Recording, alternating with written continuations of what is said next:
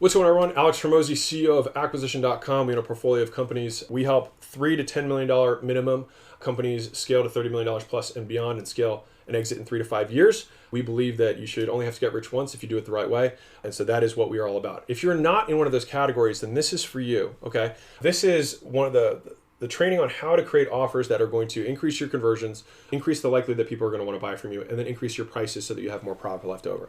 All right, so far, you can find the rest of these trainings at acquisition.com. We went through picking the right market. We went through charging what it's worth. We deconstructed value so we can understand how to deliver value in new and unique ways. We figured out all the problems that our prospects have. We listed out the solutions, and we figured out ways to provide the highest value solutions for the lowest price. And we're going to start with the just selling a handful of people at a very high price to really dial in our process. And then it goes to the next piece, all right, which is bonuses. All right, so how do we get people to say yes today, right? That's the thing, right? How do we get people to say yes today? And so bonuses are really important. Something that I've learned more and more over time is that the reason that infomercials work the way they do, where they say, hey, you can buy this knife for $19, but you also get 38 other knives for free, right? Is that if I said you can get 38 knives for $19, it will be perceived as less valuable than you get one knife for $19 and another 38 knives for free, right? And that's the thing, is that it's using human psychology, because what happens is there are two anchors that occur whenever you're making an offer, right? Their first anchor is a price anchor, right? Which is this is what you get for this much, right? The other variable is the this is what you get piece. And so both of those get associated. Now, if we've done some sort of presentation before this, we talked about their problems, we talked about their what they're going through, we match that with the solution that we're going to provide, then we have an anchor of the price that we're going to do it at and what we're going to get them. But here's the beauty of it, is that by presenting this first, they're already kind of thinking about it. They're on the edge, right? And the person who best taught me this was Jason Fladlian in one of his webinar trainings. The idea is that we want to stretch the prospect's mind from this anchor that they had on the value, because they're kind of thinking about it here, but now we're just going to stack and stack and stack and stack and stack, because in their mind they were justifying the price of what we originally presented to them at the first offer, right? And so the beauty of this is that if you're ever selling, right, what you can do rather than offering discounts to get people to act today is you can give one-time bonuses. So this way you don't have to discount your price, but you can still get people to act with urgency, which I'll show you urgency stuff in a second. But from a bonuses standpoint, you can say, hey, if you act today, I'll give you this. Fair enough? Hey, if you act today, I'll give you this and this. Fair enough? And so you can keep asking for the sale and continue to make concessions of giving them more and more things based on the problems that they might present with. And so you don't need to give them all of the bonuses. You just need to give them bonuses that your sales team is authorized to give, etc., to close more deals. All right? So let's dive into the bonuses section. So this will automatically make whatever you are presenting more valuable. So we're going to reorganize the pieces that we just went over, because we had that big list of solutions. We don't need to necessarily present all of those together at once. We may present pieces of it and then have the other pieces be bonuses that we'll deliver later as the need arises. So these things are coming with the purchase, but we're going to split them out to anchor value in a superior way to make it more compelling. All right, so here we go. So this is how you kind of think of it. So this is what you're currently offering in your mind, right? You probably have a current service that does all of this stuff, right? So instead, it's better to say this is the core thing, and then these are the additional things. So it looks the same, right? But it actually is perceived entirely differently. It feels like they're getting 5 things here rather than getting 1 thing here. And human minds are not very good at understanding the intangible, all right? And so they can count numbers pretty easily, and so this shows more value. There are a lot of bullets here that I'm going to cover. Don't worry, you don't have to read them all. I'll just go one by one, and we'll break through it. So the value of the bonuses should always eclipse the value of the core offer, all right? So psychologically, as you continue to add offers, it continues to expand the price to value discrepancy. Remember that price to value discrepancy. It also subconsciously communicates the core offer must be valuable, because if there are bonuses, then the main thing has to be more valuable than the bonuses, right? No, but you can use the psychological bias to make the offer seem wildly compelling. So if, for example, my bonuses obviously far exceed the value of the core thing, it will enhance the value of the core thing, because bonuses are supposed to be less valuable than the main thing. And so by them being more valuable, obviously the person thinks, well, I guess I must have misunderstood the first thing, because this must be more valuable than these other things because this was the core offer. And that's where you can use the psychological bias to increase the likelihood someone buys, right? And so you can further enhance the value of your bonuses by adding scarcity and urgency to the bonus themselves, all right, which takes that technique and puts it on steroids.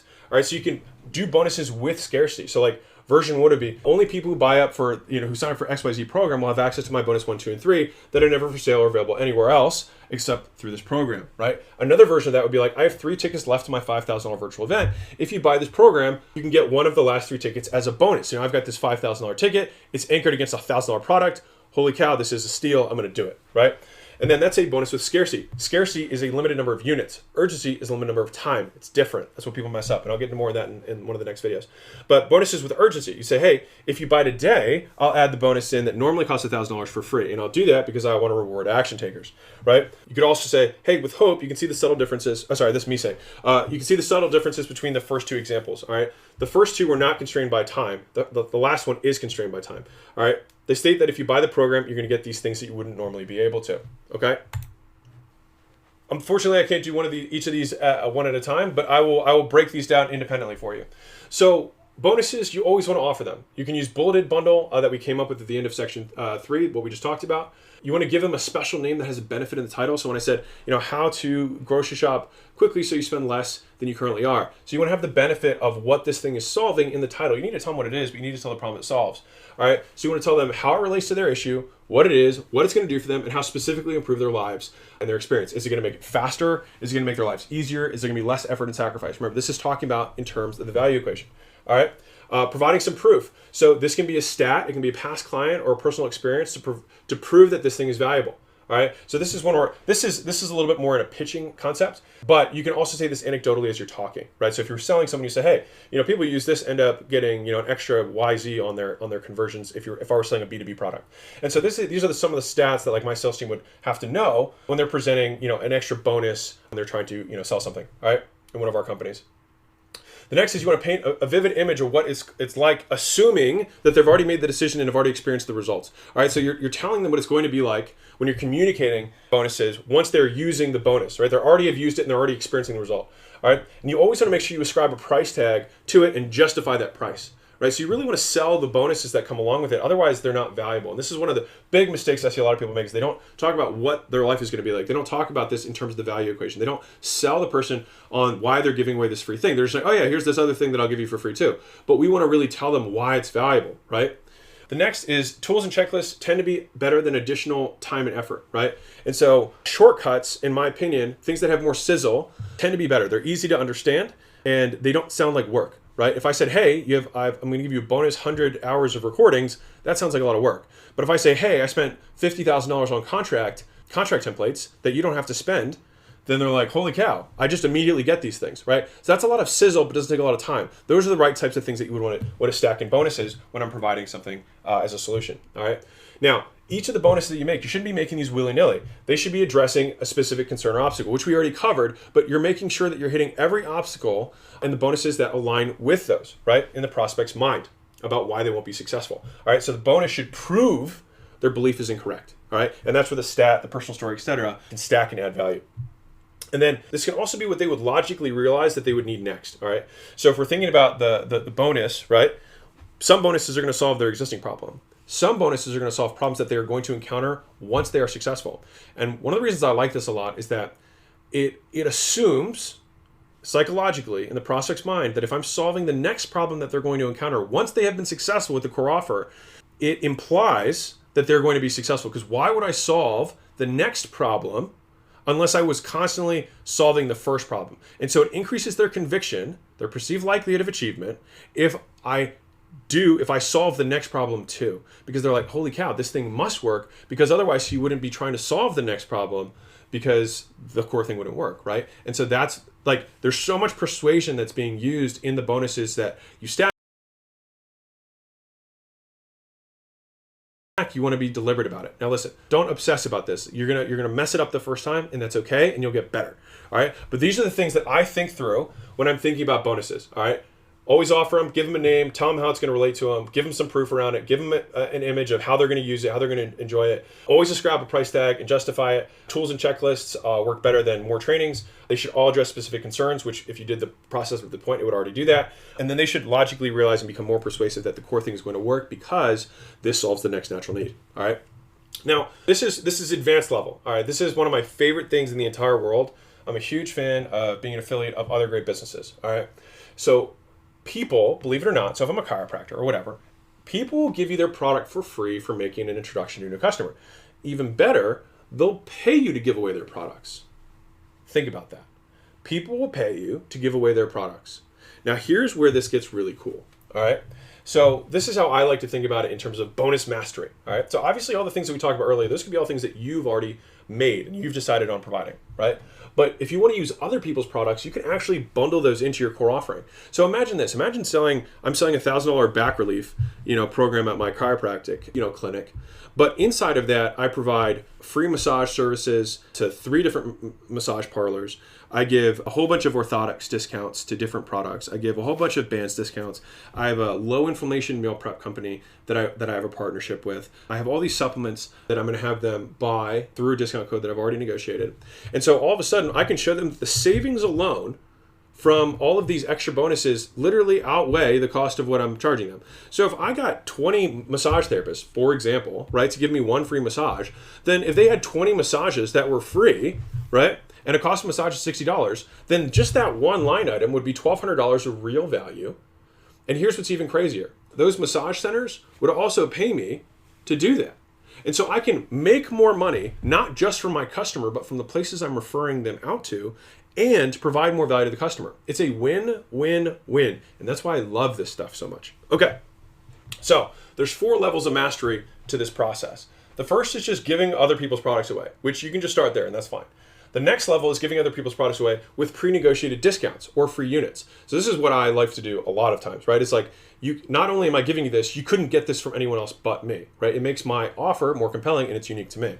The third is getting other people's products, pre-negotiated discounts, and getting paid for it, right? So now it's like, not only am I giving you something that you could never get anywhere else and a discount that you'll never get, I'm also getting paid from that other business. Now, the bigger you get, the bigger your clientele get, the more negotiating power you have. And this is one of the most important things to remember is that you have the entire buying power of every client you currently have, A, and B, all of your future clients from now until the end of time. And so that's a major leverage point when you're making negotiations with another business. And so you're like, hey, I sign up 20 clients a month.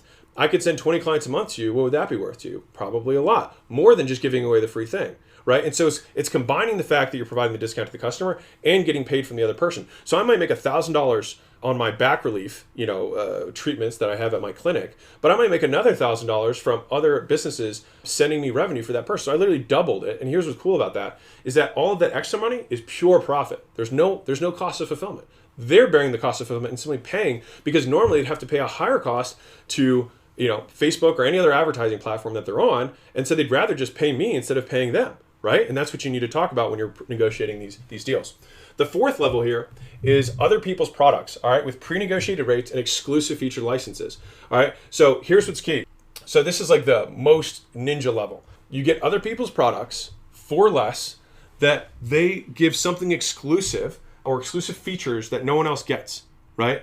And you get paid affiliate commissions for doing that, all right? That is like level 1000, all right, on this. And so this is just a case study that I did. So this is a coaching business. These are literally the things that we offer in one of our core bundles. So first off, we have preloaded landing page software with our exclusive templates so they can't get them anywhere else. And we get affiliate commissions. Now, this one, I wasn't able to negotiate a discount, but I was able to get 3 of the other 4, right? And so if you think about this, think about these as checkboxes. Try and get all 4, but at least try and get 2 or 3 with any one of the kind of affiliate advanced bonuses that I'm talking about right now. Another thing we offered was preloaded fulfillment software with our templates for fulfillment, right? This is for gyms and trainers. We give them all the communications, all the meal plans, all the stuff already preloaded into fulfillment software. So they didn't have to make anything. They literally just had it. And not only did they just have the materials, because that would be like level 1 bonus, but they're already pre-set up to be fulfilled with new customers. So as soon as the customer gets added in, they already get all this stuff automatically and the coach has to do less work. Remember, time, effort, sacrifice, we decreased all of those and they can't get them from anywhere else, all right? So we got affiliate commissions, we didn't get a discount on that one. For this one, texting software with pre-negotiated discount. So this one, I was able to get the discount and affiliate commission, so I got both, but I don't have custom features on this one. So this one's, I don't have any uniqueness. That was preloaded. Now we give them ways of using this platform, but I didn't have it preloaded. I prefer to have it preloaded so that's like literally unique, like no one else could get this stuff. The 4th example is messaging product. So this is for social DM. So we have another product, it's a software product that provides messaging with custom features that are only available to our clients we get affiliate commissions for making the introduction, and they end up saving probably $1,000 plus per month by using this, right? Huge value. And then on top of that, pre-negotiated financing terms. So this is something that I did. I had all of these businesses that work with us, right? And so I go to banks and I say, hey, I have all of this revenue and I want to send it your way. All right. So what we did was I said, hey, these are the packages that I want our businesses to be able to sell. These are the price points. These are the terms. What rate and approval amounts can you do for all of these businesses, right? And so as a result of that, our clients are able to get speedier approvals for financing for their clients, right, with pre-approved amounts and packages. Now, on top of that, we have an affiliate commission that doesn't affect them at all. So they couldn't get, it doesn't penalize them. We just get paid from that company. And one of the beautiful things that I like about using other people's businesses instead of trying to build this business on your own is that you have the flexibility of always making sure that you're serving your clients the best, right? So if for some reason, a new texting software comes out and it's better, I'm not beholden to this company. If anything, I can go to this company and say, hey, you need to fix these features or we're all going to leave, right? And so it gives me a ton of leverage to provide more value to my existing clientele without incurring the costs, right? And so it gives me ultimate flexibility. And the beauty is that from each of these products for the coaching business, right, we get paid on all of them, right? And so I've made millions of dollars that's pure profit from simply making introductions to products that I probably would already have made introductions to anyways. Many of your clients are using things as a result of working with you. They're using other products and services as a result of the decision of working together, right? I'm using weight loss as a simple example because everyone understands it. If someone signed up at a facility with a trainer, for example, they're going to probably look at buying apparel. They're going to look at buying gloves to not get calluses. They're going to look at buying supplements. They're going to look at downloading apps. They're going to look at meal prep services. They're going to look at all these other things as a result of purchasing this decision with you. And many times they're often asking you what they should get. And so you might as well monetize that and make sure that they're picking the right stuff, right? Because otherwise they're going to go to, you already have the advantage. You know which meal prep company sucks. You know which, supplements you like. You know which apparel you think is best. And rather than just referring all that money away, pre-negotiate, get an exclusive deal. They get a discount, you get paid, and you're going to use that to enhance the value of the thing that you're offering. All right. And so these are the types of things. This is advanced level bonuses, but I think these are so key and important that it was worth bringing up because I think they're so awesome. Okay. And note, I don't always get all 4 pieces of this in the bonus structure, but I usually get at least 2 to 3. All right. So that is the bonuses section of how we position those in addition to the core offer. All right, so you can find out more about this stuff at acquisition.com. We have more free courses. This is just the first free course. Over time, I'm consistently putting more out there. And the reason I'm doing that is because I just want everyone to be wealthy. I really do. I'm not charging for this stuff. I just want you to win. All right, and so the first start of being successful is being able to initiate a transaction with a customer, which all begins with the offer. You can't market unless you have an offer. You can't sell unless you have an offer. So we start with the offer first. All right, and so the next video, I'm going to talk about guarantees. All right, because that's going to be the thing that is going to reverse people's risk, which is going to be always the number one obstacle that anyone's going to encounter you with. Okay, so I'll see you in the next video.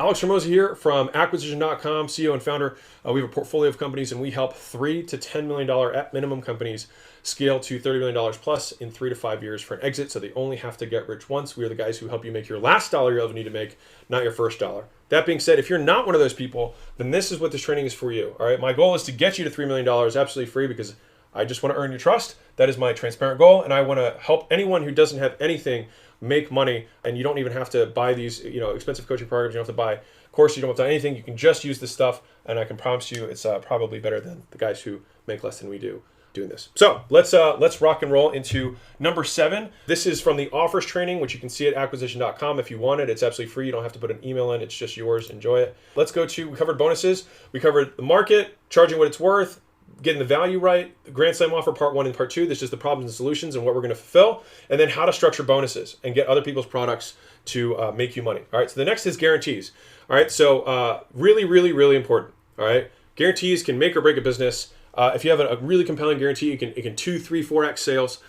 Huge leverage point on selling. All right. And so we want to make guarantees that are worth their weight in gold. Okay. So your offer might not be actually making money because it's too risky for your prospect to buy. They don't think it'll work for them. All right. Or they're afraid that it might not work for them.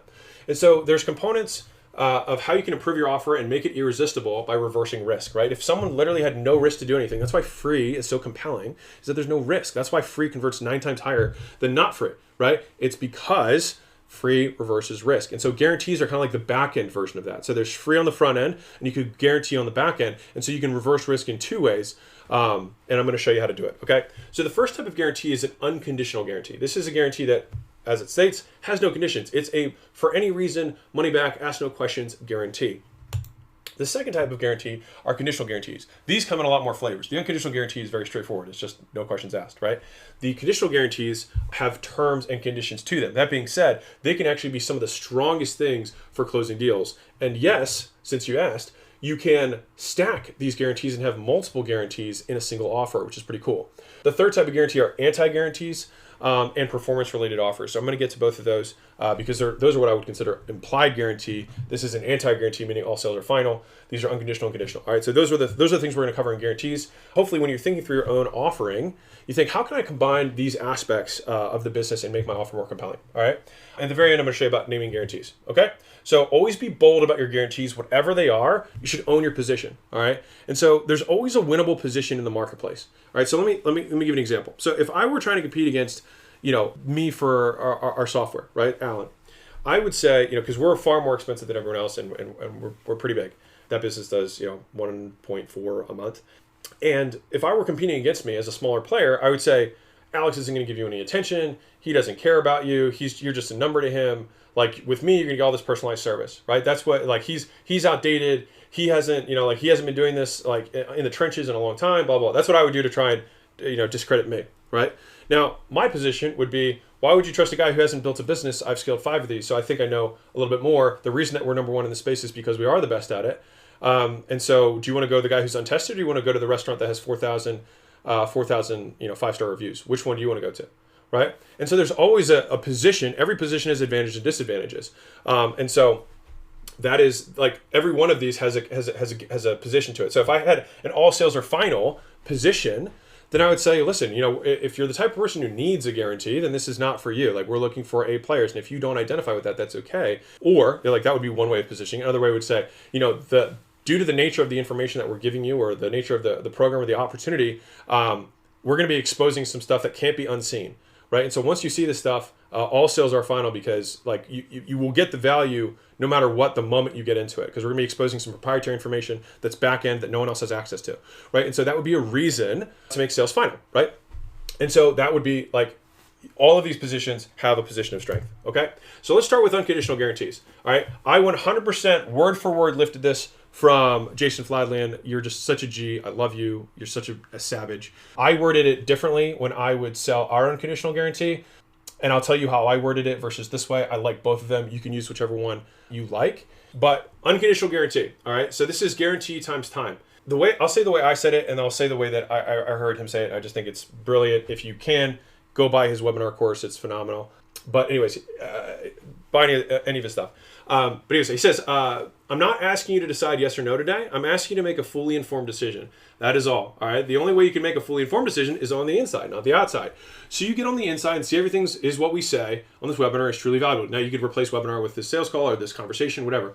And then if it is, then that's when you decide to keep it. If it's not for you, no hard feelings. You will then, after signing up at XYZ URL, or like by signing this paper today, be able to make a fully informed decision that this isn't for you. But you can't make the decision right now for the same reason you don't buy a house without looking at the inside, right? And know this, whether it's 29 minutes or 29 minutes from now, if you're not happy, I'm not happy, right? And for whatever reason you want your money back, you can get it, because I only want to keep your money if you're happy, all right? And all you have to do is go to Support XYZ, give me my money, and in short order, we will send it back to you, all right? You can only make this kind of guarantee when you're confident that what you have is the real deal. And I'm very confident when you sign up at XYZ, you're going to get exactly what you need to dream outcome, right? And so this is the way that he positioned it, the way that I have positioned it in a lot of sales conversations, because this is obviously a little bit suited for webinars. We do all of our sales via phone. I think that the biggest piece to remember is this first line or two, because, let's be real, a lot of times you're not going to memorize stuff. You should, but if you're starting out, you might not have that skill set yet.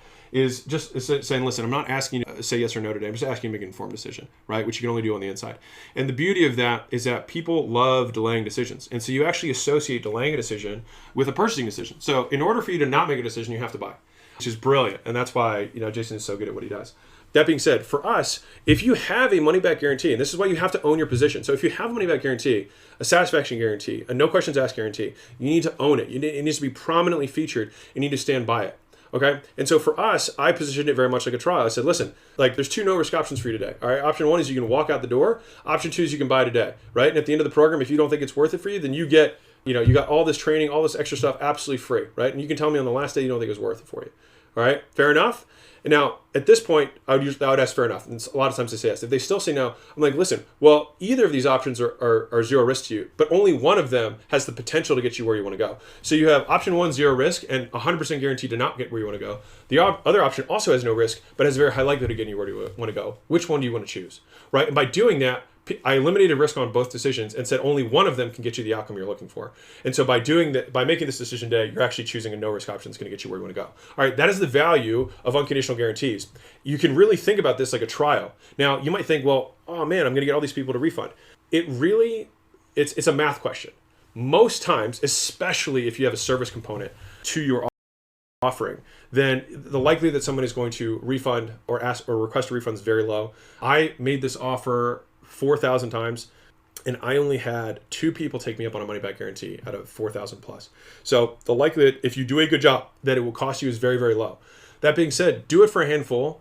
And if you want, you can reserve it for only when you need to close the deal. So if you're closing over the phone or you're closing in person, if someone's hesitant, then you can throw it in, right? And push them over the edge, which is oftentimes how I did it. I didn't do it on every sale. I did it on the sales that were on the fence. All right. Now, I should have recognized the 2 people that ended up, I still remember them, that said no. I pretty much stayed in the office with them for like an hour and a half to get them to make the decision, and I probably should have just let them go. And so understand that the math behind the guarantee is it's a calculated risk, all right? So let me just give you an example. So let's say that normally you're selling, if you do 100 sales, you get 5 refunds, all right? Just whatever. The numbers are illustrative, all right? So that means 95 net sales on 100 sales. Now, let's say you do the same offer with a guarantee and you make 130 sales, right? And you get 13 refunds. That's 10%. So we doubled our percentage of people who refund. So that's a lot, right? We went from 5% to 10%. All right. But net, we had 13 refunds, and so we netted 117 sales. So it's 95 net sales versus 117 net sales. So it's a 23% increase in sales by adding the guarantee. All right. And so that's how you have to look at this. Is it a calculated risk? And inherently it is your business. So you should have more data than your customers do, right? And the more bullish you can be about this, the more convincing it is, and the more people, and the beauty of this type of offer that I like from a psychological standpoint is I'd say, listen, and I used to say this all the time when I was selling prospects in person, I'd say, listen, I can only give this type of guarantee if we knew that we were good. Otherwise, I wouldn't have the lights on and like this place would be empty, right? So I know I can give this guarantee with confidence because I know you're going to love it, right? And you're going to achieve what you want. Because at the end of the day, if you hit this goal, you're gonna ask for a refund. They'll be like, hell no. We're like, right. So let's just get you started. You can't make a decision now anyway, so you might as well get started. I'm reversing the risk for you, so let's get you going, right? Fair enough? Close, right? Boom. Okay, so unconditional guarantees, number 1. Number 2 is conditional guarantees, all right? If you don't achieve X in Y time, we will. So this is an important component of a conditional guarantee, and this is what I see a lot of people make mistakes on when they're marketing guarantees, is that they don't actually tell what the condition is, right? You have to tell the condition to give it teeth.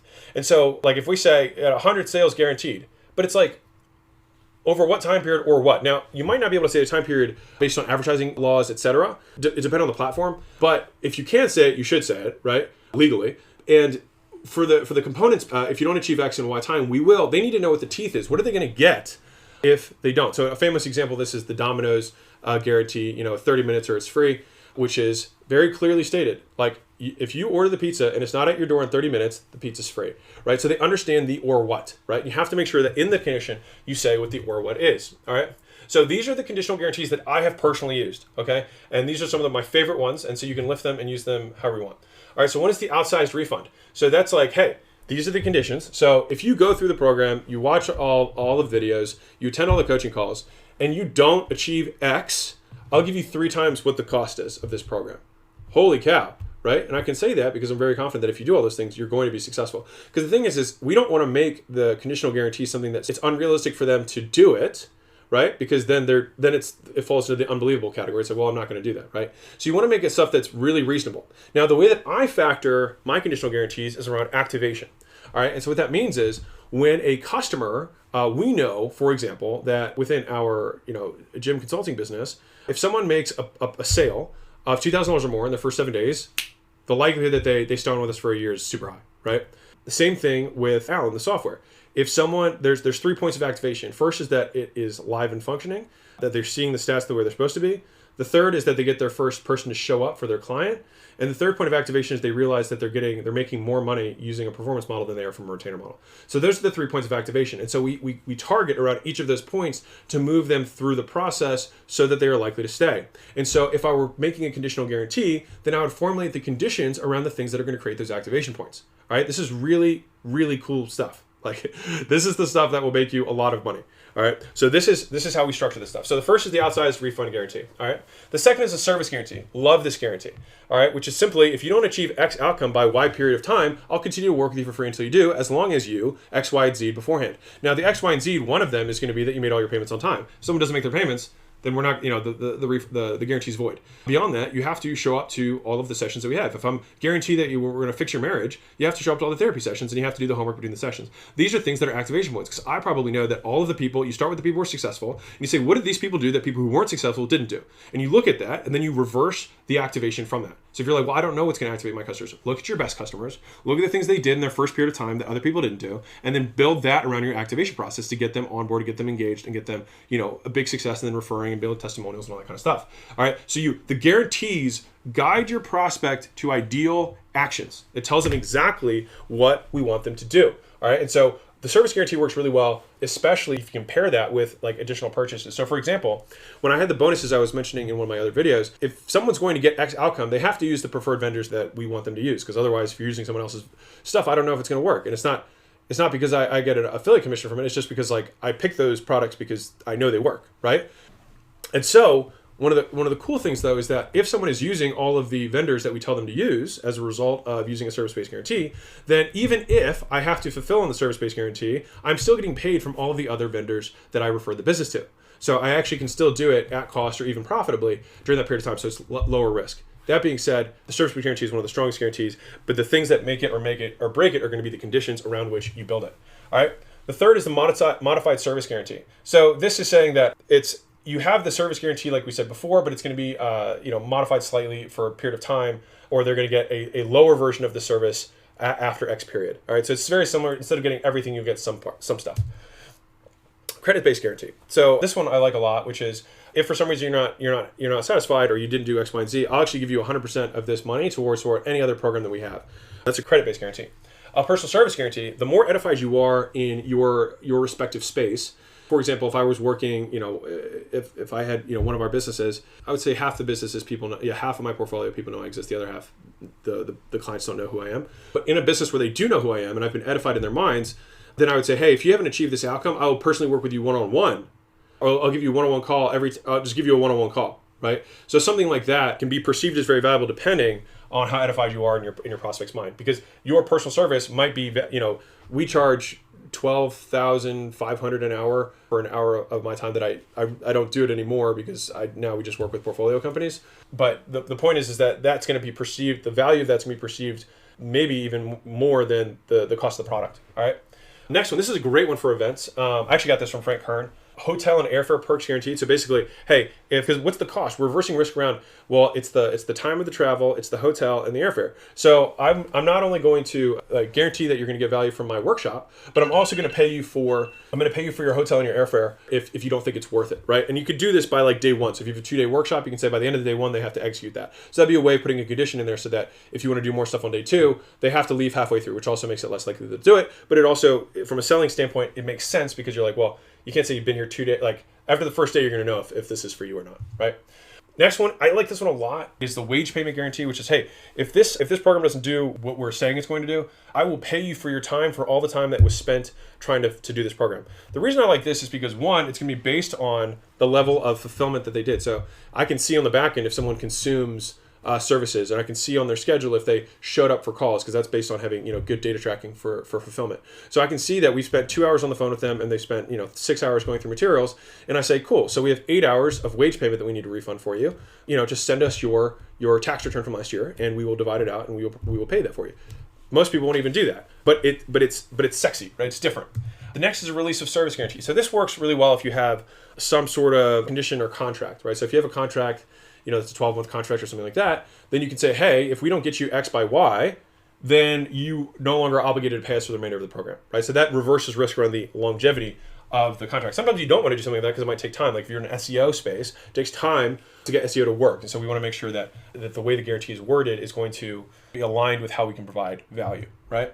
Delayed second payment guarantee, I like this one a lot, which is, hey, if you don't achieve X outcome by Y period of time, let's say that's the first week or 2 weeks or 3 weeks or 5 weeks, you won't have to pay until you hit that, right? So it's like you're not out of the agreement, but until you lose your first 5 pounds, you don't have to pay me again, right? Until you get your first sale, you don't have to pay me again. Until you get your first lead, you don't have to pay me again. Until like whatever the first activation point is. And again, we tie these things to activation points, things that are going to be likely that they're going to want to stay on with us because they achieved a precursor to a bigger result. Right? And so it'd say, hey, until you lose 5 pounds, like you can pay today and you're not going to pay your next monthly payment unless you've lost at least 5 pounds. So once you've lost 5 pounds, then you can keep paying us, right? It's a nice guarantee because it reverses the risk around what if this doesn't work, all right? And this is the first outcome guarantee, which is similar. It's just that you don't have to pay at all until the outcome versus the delayed second payment, which is we're going to delay it as long as. It's similar, but there's just a different nuance. Okay. Those are conditional guarantees that I have used. I like all of them. These are not exhaustive. There are many more guarantees that have been out there. The more creative you can be with the guarantee, the better. These are all ones that I have used and have used well. I think I ordered these in order of I really like 9 and 10. I really love 1, 2, 1 and 2. The credit-based one we've used a ton of. These are all guarantees that I've used, but you just need to reorganize it around these conditions. If you don't achieve X in Y time, we will Z, right? And you make the conditions the things that are going to make the person successful. Okay. So anti-guarantee, all sales are final. I covered this earlier. The point is that you need to own the position and explain why it is that way. And sometimes when you do that, you can actually enhance the value of the thing. Like if you have this top secret thing, then once you get exposed to it, you can't unsee. These are proprietary things that as soon as you see them, it also makes it feel like there's less effort, time, and sacrifice to achieving the result, which means that that's why it's final. So it's kind of like a damaging admission, right? In some ways. So it's like, hey, we don't guarantee this. At all because the stuff is so powerful, right? And so from a psychological standpoint, it makes the statement more believable because we're telling them why, okay? And then the final type of guarantee, hopefully you can see it, is performance/value based. And this is actually one of my preferred methods of guaranteeing things.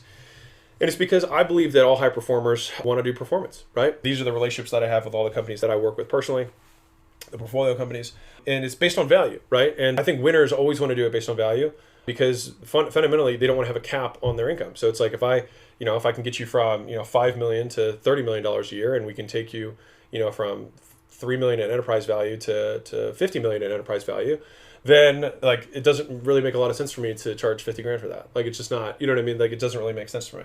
So if you want to build a business, you can build it around performance stuff. The software business that we have is all purely based on performance.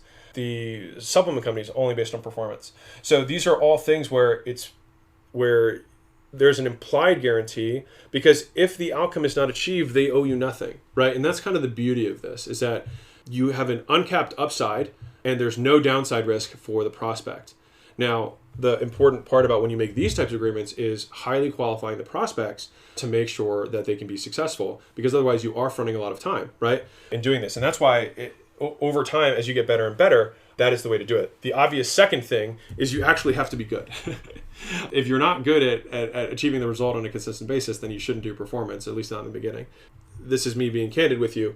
I think everyone should be exceptional at what they do, or you shouldn't sell it. But I also understand that people's understanding of excellence changes over time because you get better and your understanding of what excellence is improves, right? I can tell you the first time I talked to a $250,000 employee versus a $30,000 employee, there's no disrespect to anyone who's at either of those levels, but they were more advanced. They had more value to provide. And so too will you be at a $3 million entrepreneur level versus a $30 million versus a $100 million entrepreneur level. There's different levels to the game and different levels to understanding of value and how you can provide it. And so make sure that you're good at what you do, which is kind of the point of what I'm saying here. All right. And so this is an implied guarantee. There's anti-guarantees, there's conditional guarantees, and then there's the unconditional guarantee.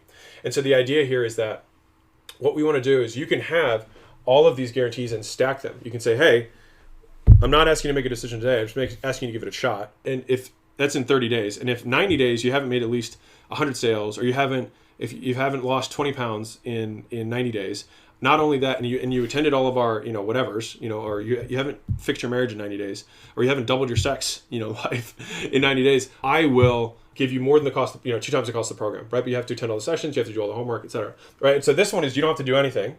This one is if you do this stuff, and so these tend to work really well together. We do this one is a shorter duration, and then this one is a longer duration. So it's like this is your first 30 days, this is 60 days, or this is 90 days, or this is 6 months, whatever.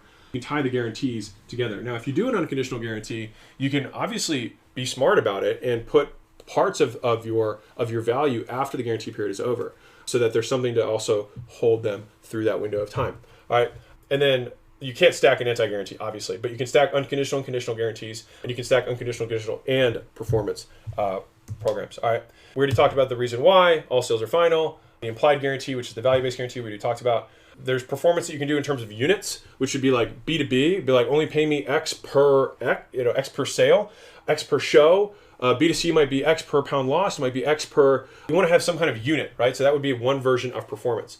Another one is a percentage of performance. Rather than based on units, you do it based on percentage. So I got 10% of top line, right? A lot of e-commerce agencies do stuff like that. I get 20% profit share. I get 25% of revenue growth from baseline. So it's like you drive a baseline and then you have growth percentages. And so there's different ways that you can spin this based on percentages versus units. This is what I think through when I'm thinking about value-based billing and pricing, okay? And then finally, just profit share percentage, which is X% of profit or X% of gross profit, which is different because that's the incremental sale, the additional sale that happens. So that's rev share, profit share, performance based on units. All of those are examples of implied guarantees because obviously if you aren't good at it, you wouldn't price that way, right? And then naming your guarantees, this is the last piece with guarantees, is you want to have a cool name, right? So if you're going to give a guarantee, spice it up, right? Instead of using satisfaction or some other vanilla word, describe it more strongly. So here's a generic example, right? So a bad example would be like 30-day money-back satisfaction guarantee. Better example would be using creative imagery. So it'd be like, in 30 days, if you wouldn't jump into shark-infested waters to get our product back, we'll return every dollar you paid. Another way of saying this, I got this from Talking More, love it or leave it, which I like that. I like that wording a lot. The next name or would be creative imagery number 2 would be like, hey, you'll get our famous Club a Baby Seal guarantee after 30 days of using our services. If you wouldn't Club a Baby Seal to stay as a customer, you don't have to pay a penny. So you can see how there's marketing behind some of these things that increases the perceived value and how much it stands out in the customer's mind. If I just say I have a 30-day money-back guarantee, people forget what that even means, right? What does that mean? What it means is if you wouldn't jump into XYZ into shark-infested waters to get our product, then you will, you get what I'm saying, right? Okay. Cool. So naming guarantees. And then last piece is stacking guarantees, which is the advanced piece. I like doing both. You could do unconditional for 30 and then conditional for 3 times your money if you X, Y, and Z. When you stack these things, it's an advanced move. This is a calculated risk, but you should know that and just do your math. But what I like about this a lot is you can future pay someone based on the duration of your conditional guarantee. So if I have them, if I have a 6-month conditional guarantee, it seeds the idea that they're going to be staying for 6 months plus. It also gets them thinking about long-term success rather than short-term success, which I will tell you right now, if you can frame and attract prospects who want long-term success and not short-term success, you'll be far more successful and make more money, and you'll have way better customers, way better stick rate. The most successful campaign that Gym Launch ever ran, and we probably should run it again because, of course, like all entrepreneurs, something worked really well and we didn't do it again, was a campaign called the 1 Year Later campaign, which was I showed videos from clients who've been with us for over a year. And we just flooded the newsfeed with videos from people who've been with us over a year. And the thing is when you show 1 year later videos, I mean, the before and after on a year is huge. And what it does is it allows prospects who are new to already be future paced a year ahead of time. And they also come in with a year-long expectation. And so they're not saying you have to save my business tomorrow, right? It's saying I need to put these systems in place to grow my business over time. And those are going to be the people who are going to be wealthier in the long run. They're going to be easier to work with. And ultimately, they're going to be more successful and not make you want to kill yourself. So that's the advanced move of stacking guarantees. And yes, you could do conditional 6-month, 10x ROI if you X, Y, and Z. And you can stack 2 conditionals, right? You can do a 60-day conditional and a 6-month conditional, right? And again, you're going to stack the terms based on the things that you'd want them to do during that period of time. You're going to guide your prospects to be successful through the wording of your guarantees. All right. And I could do a first outcome guarantee with a second outcome guarantee of 30 days and 60 days, right? I could do small outcome of changing the terms if you only do X, and a big outcome of if you do XXX, right? So that's 2 different guarantees that are based on outcome, not based on time, right? And so that is just a handful of examples of how you can stack guarantees. Hopefully you learn a lot more about guarantees than you've ever thought you even would ever need to know in your life. That is the point, is that there's levels to this game. That being said, you can find out more about these trainings and other trainings we have. They're all absolutely free at acquisition.com. There's no opt-in required. I just want you to succeed. And if you're a $3 to $10 million business and you're looking to scale and exit in 3 to 5 years and only have to get rich once, make the last dollar you ever need, then hit us up. Otherwise, keep being awesome, and I'll see you in the next video where we break down scarcity and urgency, which is how to decrease the decision-making time for your prospects to get them to buy today. All right, see you next video.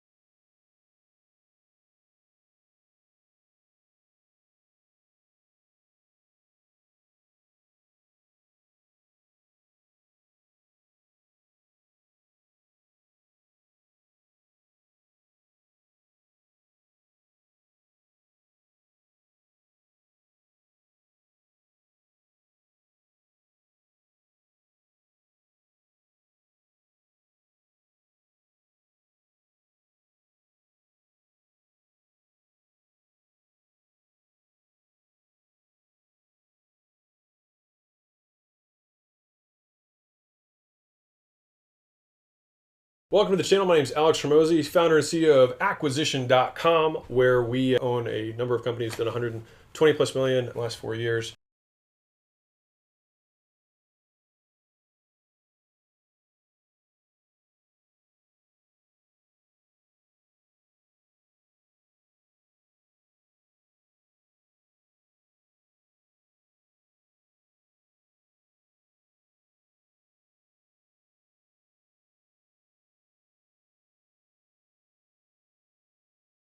And now we help $3 to $10 million entrepreneurs scale and exit so they only have to get rich once. If you are below $3 million, what we're going to talk about today is one of the components of making your offer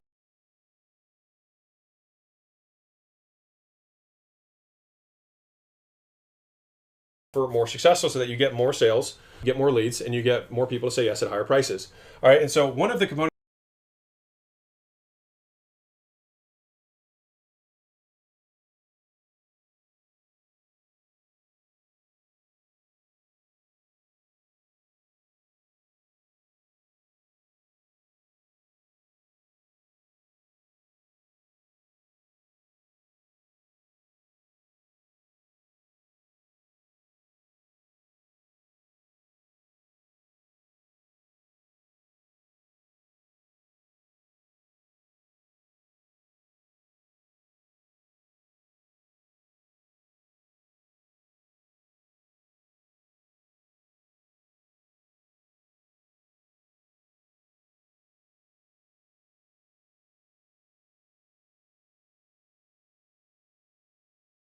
that we've already gone over: picking the right market, charging what it's worth, the value equation, how to deconstruct and recreate value in the offer with high margin, how to stack bonuses, how to use guarantees in a way that is compelling and unique. And today it's going to be increasing the scarcity and urgency. All right, so this is how we get people to make faster decisions. This increases our cash conversion cycle. So if we are spending money on advertising, we want to get that money back as fast as possible. So part of that is decreasing the time for people to make decisions, right? And so two components of that are going to be scarcity and urgency, which is a function of units and time. All right, so that's what we're going to go through today. If you like this stuff, you can find out more at acquisition.com. All my stuff is free, and it's because I don't need your money, and I just want everyone to be wealthy. Crazy, I know. Okay, so offer component number 8, scarcity and urgency. So let's rock into it. So you might not be making money because your prospects are not buying fast enough, right? They need to make faster decisions in order for your marketing to be profitable. All right, and so the two components of this are urgency, right, which is, you have to make a decision by X date or X time, and that's like 5, 3, 2, 1. There's countdown timers. They're telling them there's X date they have to decide by. And the other component of that is scarcity, is how many spots or how many units you have left. All right, so one is a function of how many of a thing there are, units, and the other one is a function of time. All right, and you can use both of them successfully. So let's start with urgency. So there's 4 common reason whys that we've seen work really well, and so they mirror the 4 components of, like, these are what I look at when I'm creating urgency. So you have the group of clients, you have the season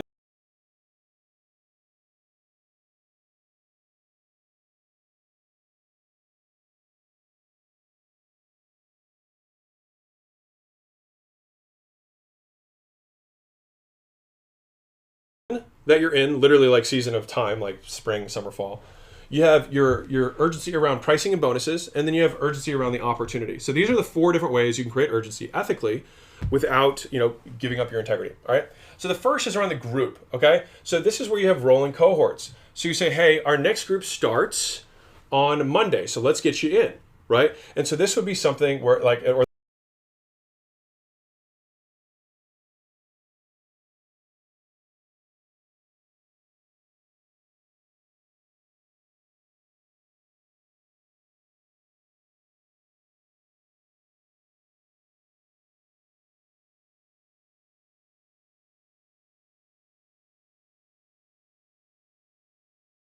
The next group starts on in 2 weeks, whatever it is, right?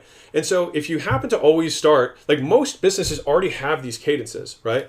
And so most businesses already have limits around time, and they also almost always have limits around amounts. Like, and let me give you an illustration. If right now you have a business and I said, I will send you 1 million customers, right? For your business, your service business, you probably couldn't handle it, right? And so then what we would say is, let's define what the actual amount of units you could possibly take is. Let's define that, and now let's tell people that, right? Because you already have a limit naturally in your business, so you might as well market it and use it to create scarcity, right? That's scarcity.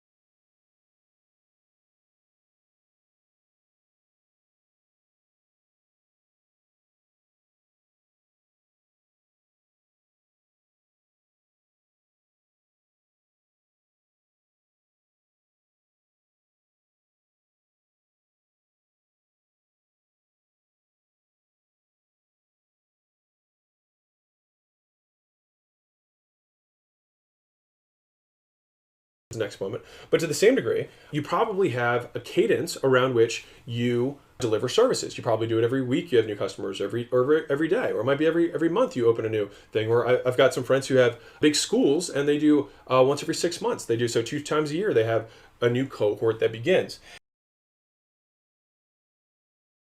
And so having rolling cohorts allows you to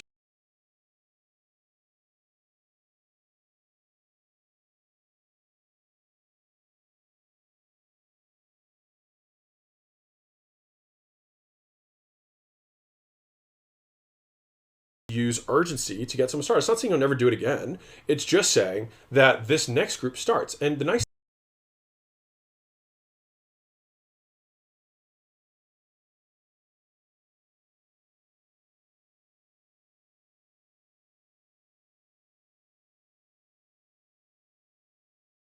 thing that I found in my experience is that when I was selling, brick and mortar, in person, things like that, the fact that I always had another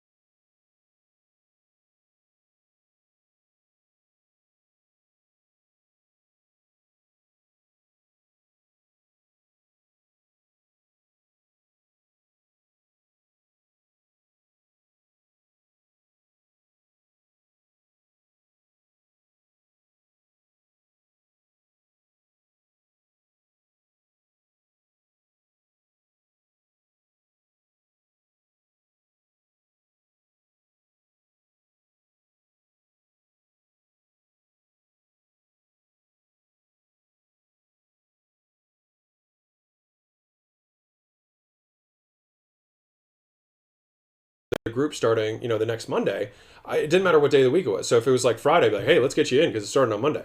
And if someone came on Monday, I'd be like, perfect. All right. So you have 7 days to enjoy yourself, relax, and get ready to rock and roll because Monday we go live, right? And so by doing that, I always had a nice reason why to get them to make a decision today and not have to think about it. All right. The next is rolling seasonal urgency.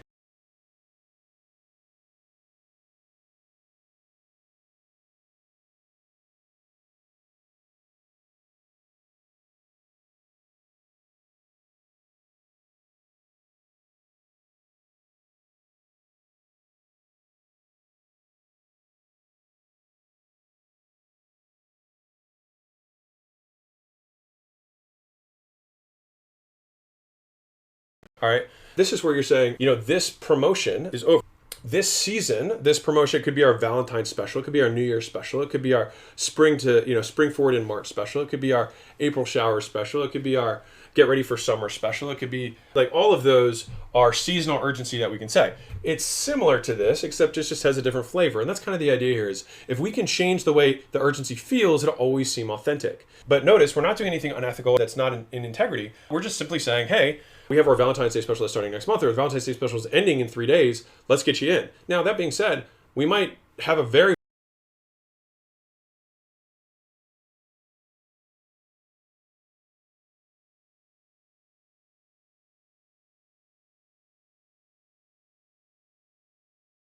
similar offer that starts next month, but it's going to be under a different name. And so as a result, this promotion will end, the next promotion will begin. And so that gives us urgency around that. All right. Which leads naturally to the next one, which is this is around the unit of time and around the promotion itself, the pricing and the bonuses that are associated with it. So we might have bonuses that we swap out. So let's say I have 10 bonuses that I give people, and I give 5 bonuses for month A and different 5 for month B, and then and month C, I go back to the first 5 again. So I might have these bonuses that they're no longer going to have access to if they don't make a decision. And so they probably want those bonuses. And so it's like, hey, we'll make the decision because this promotion comes with these things, which will be gone at the end of the month. So you should get in on that, right? And so that also functions the same way with pricing. So if you have a specific discount or a specific starting price, then you can utilize that. So a fun, easy example for this is like how you can variate this stuff. This is especially important in local markets because you have such a limited audience that you have to cycle through promotions quickly. So you want to change the flavor of it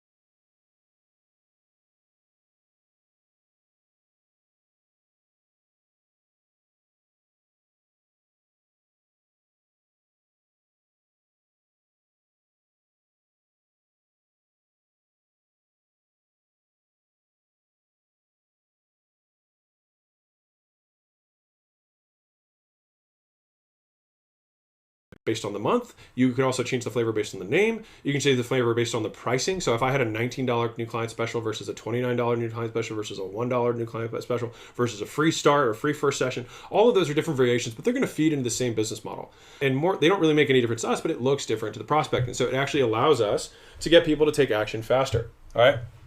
And then finally, you have an exploding opportunity. All right. And this is, if you can get this one, this is the most powerful of all of them, which is that you have a real reason why this opportunity that you're selling them on is going to disappear. Right. So an example of that would be, let's say eBay and Amazon, there's a price discrepancy. So that means that if on eBay, I can or Craigslist and Amazon, whatever, I can buy things at one price and I can sell them at another price, and there's a huge discrepancy between those prices. That is arbitrage, right? So I don't really have to do a lot of work. I just take it from one place and sell to another place. And I might be selling an opportunity around this and say, listen, guys, like you can buy this today, you can buy this tomorrow, you can buy this next month. But the thing is the opportunity might not be here. It's going to consistently shrink over time. And so the sooner you get in, the more of this wave you're going to be able to ride before it crashes, because eventually the opportunity is going to disappear, as all great opportunities do, right? And so this is an exploding opportunity, which implies urgency was why they should act today, right? And so if you have a unique way of marketing, you have unique markets, for example, that you are exploiting, the buying and selling between two different price points, those are the ways that you can create an exploding opportunity. And that is how you can build urgency, those 4 ways, into your offering. All right. The next piece of this is scarcity. Now, you can do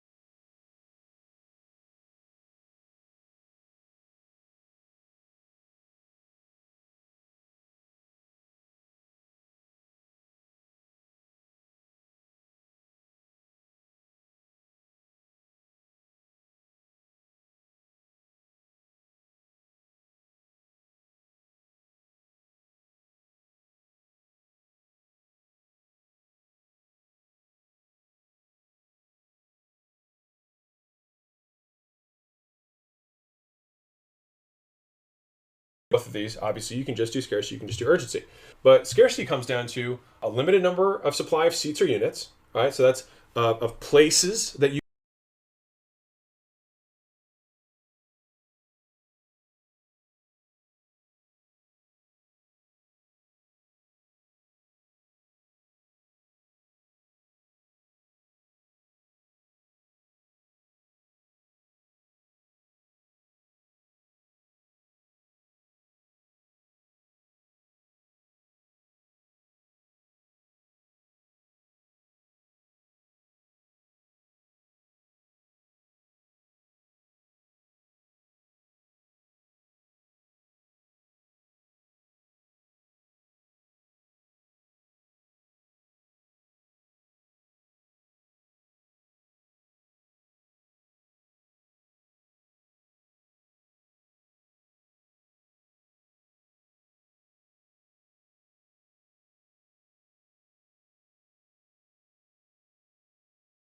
you have the ability to service. This is why this is so important, is to define what your current limited capacities are. So define your limits, define the constraints, and then market those constraints so that you can tell people. Like, for example, you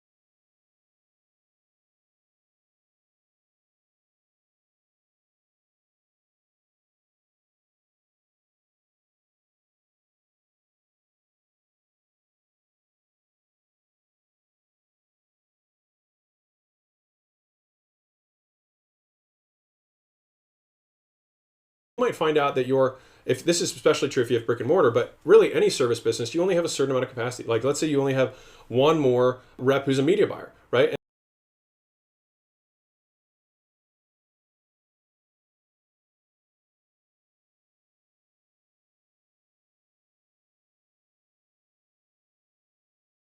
And that person's already 3/4 taken up, right?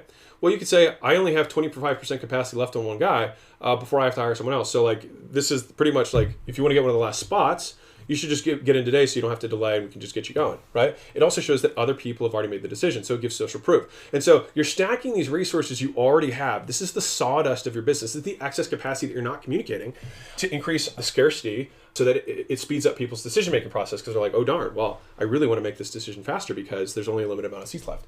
All right. Another thing that you can limit, right, is going to be the supply of bonuses. So this is just like the urgency bonuses before, but this is just applied with scarcity.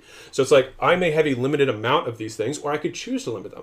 My opinion is it's better to have a limited amount. This works especially well with physical product premiums. And what I mean by that is, if you're a brick and mortar business, you could have t-shirts, you could have, I mean, that's a very simple example. You could do obviously other stuff. You could have bands, you could have orthotics, you could have anything that would naturally go with the purchase.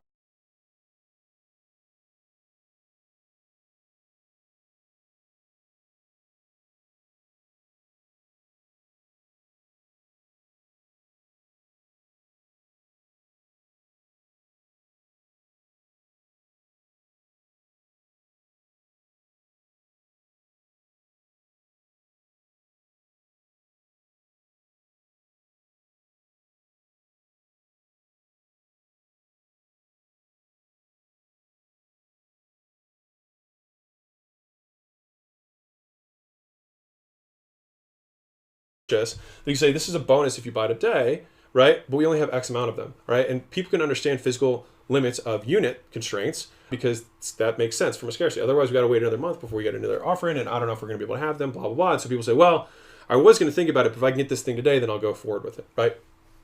And then The final way of having scarcity is just never available again, or one of a kind. All right. So this is really interesting because of the NFT world that exists with non-fungible tokens, which is going to be huge in the future, but it's going to be massive. But anyways, those create one of a kind products, right? That's why art is so, it can go to egregious prices because there's only one, right? They're limited edition. That's why when you're doing, if you have a physical products business, you do flavor drops and you do only one time only, and it's limited supply. And then once it's gone, it's gone. If you were in the apparel business, you could do a single unique design on a t-shirt, drop it, only have 100.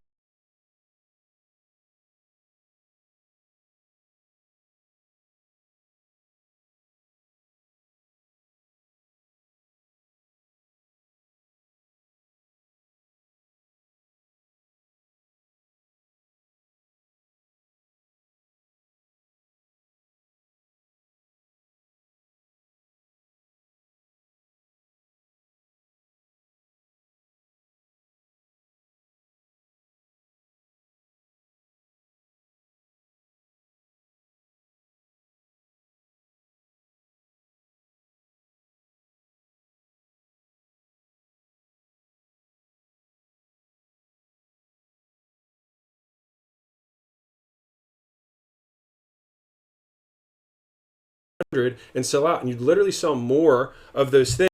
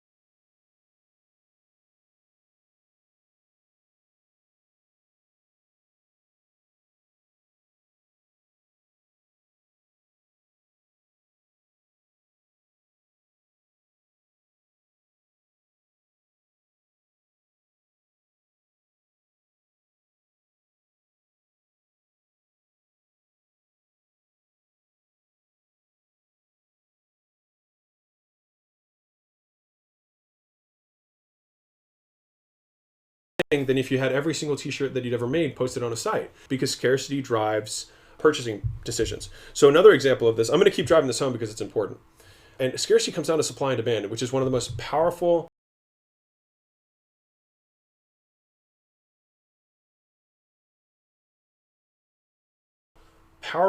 forces in all of buying, right? Is supply and demand, if not the most powerful, right? And so what we're doing is we're leveraging supply and demand to our favor. We're purposely limiting supply to increase that ratio in our favor.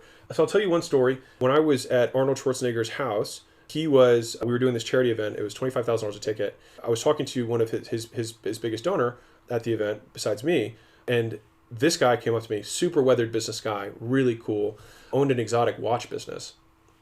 And the CEO of the charity came up to me and said, "Hey, This is, so-and-so, you should meet him. He was the one who gave me the advice of raising the ticket prices, right? And it was because the last year it had sold out. And so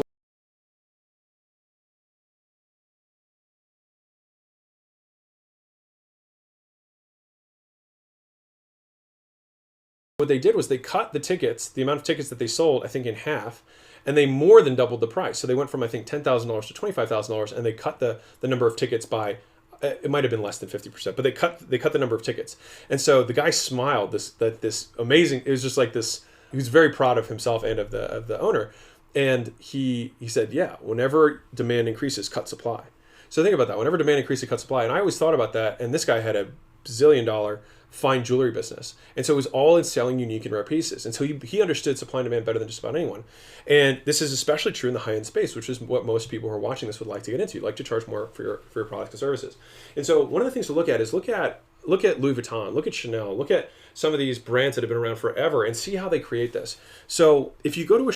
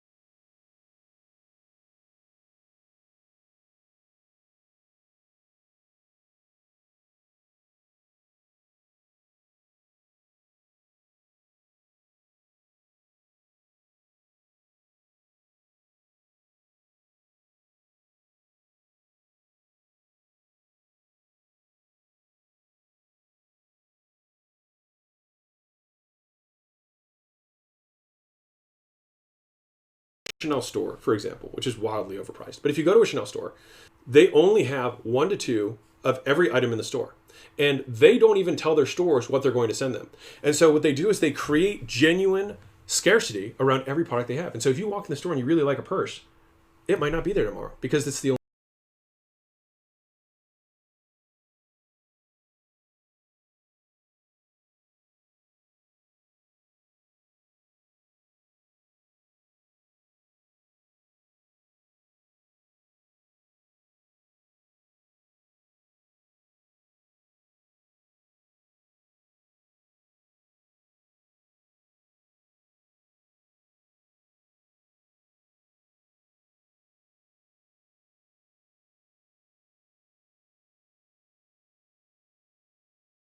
one. And so they don't actually only create one of these purses, but they don't sell online. They only sell through their distribution outlets. And if you walk in there, every store is different because they all get different pieces. And whatever they get could be gone after that day, right? And so they engineer scarcity, right? De Beers, the biggest diamond importer there, 75% of the world's diamond supply comes through De Beers mines. They purposely limit the supply of diamonds that go in the marketplace so that they can maintain higher margins on those stones because it turns out the diamonds are actually far less rare than rubies and sapphires and other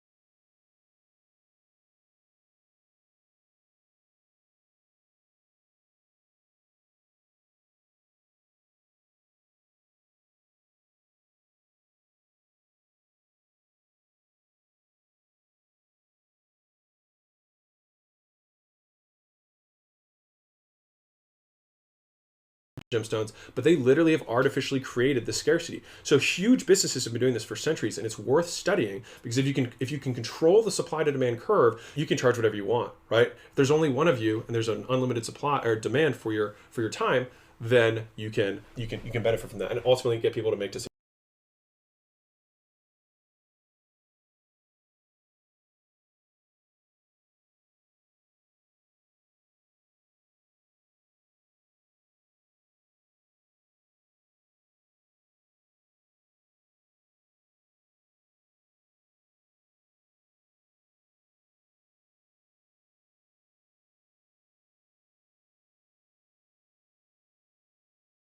decisions faster. All right.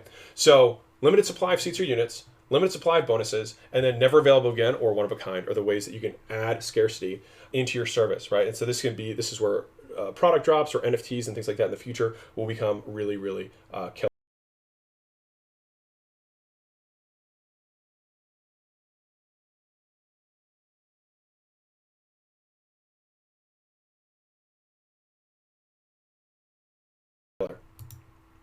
Okay, I think I talked about physical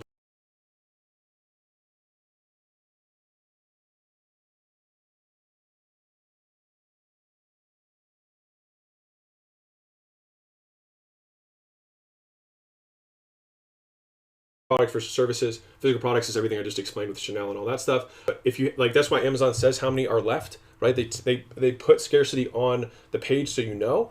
And then with X spots left, you have to just say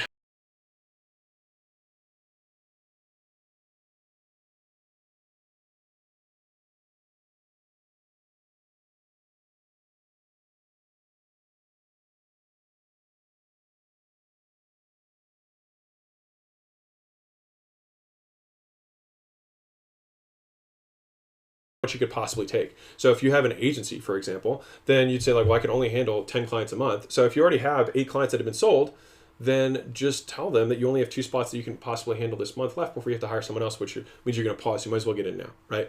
And so this gives, and it's like, and this guy's awesome, and that's why he's almost booked out, right? So social proof, it shows expertise, and it shows demand. All of those things lean and tip the scale in your favor to get someone to make a faster decision with you today. All right. So with services, I like to do only, if you can only take 100 clients, then say that you can only take 100 clients. This is a beautiful thing that if you have like a higher end program or whatever, and you want to keep it to an exclusive amount, name the group by the amount and just say, I'm only doing that. And it creates scarcity, and people also don't want to leave you, especially with recurring. You can create scarcity around retention to keep people longer by saying you're limiting it to X amount. All right. Another version of this is just X clients per week. We only can handle 10 clients a week, and then after that, we got to put you to next week. So you just reverse engineer this number, but you can still be honest and genuine about it. All right. Another one would be only Y clients per cohort, right? That start whenever the defined period. So I said per week versus per cohort, just to simply show that you can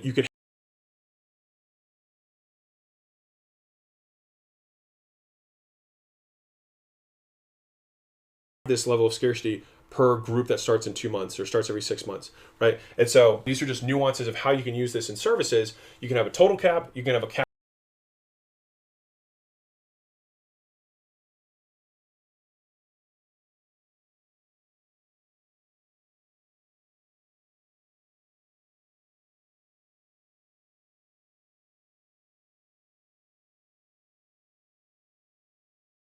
on the limits per time, or you can have a cap on the actual total number of people. So those are the different ways that you can slice and dice the scarcity in a service business ethically without lying to prospects, which you do not want to do.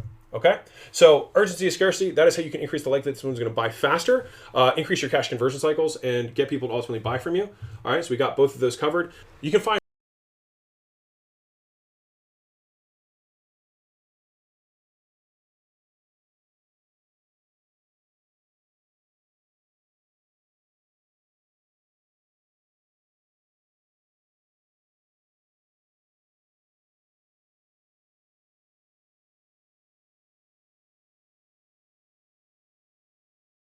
more of these trainings at acquisition.com. They're absolutely free. I just want you to make money. If you're a $3 to $10 million business and you're trying to scale and exit in 3 to 5 years, we'd love to help you out. That is what we do.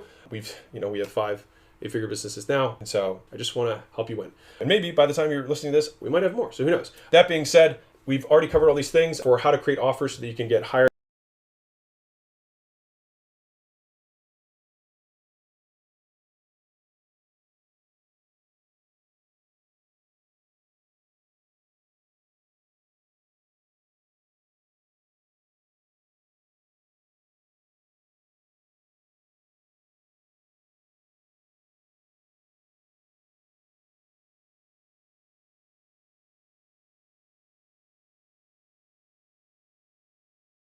versions, higher sales at higher prices. And the last component of this is going to be the magic gaming formula, all right, which is going to be in the next video. I'll see you there.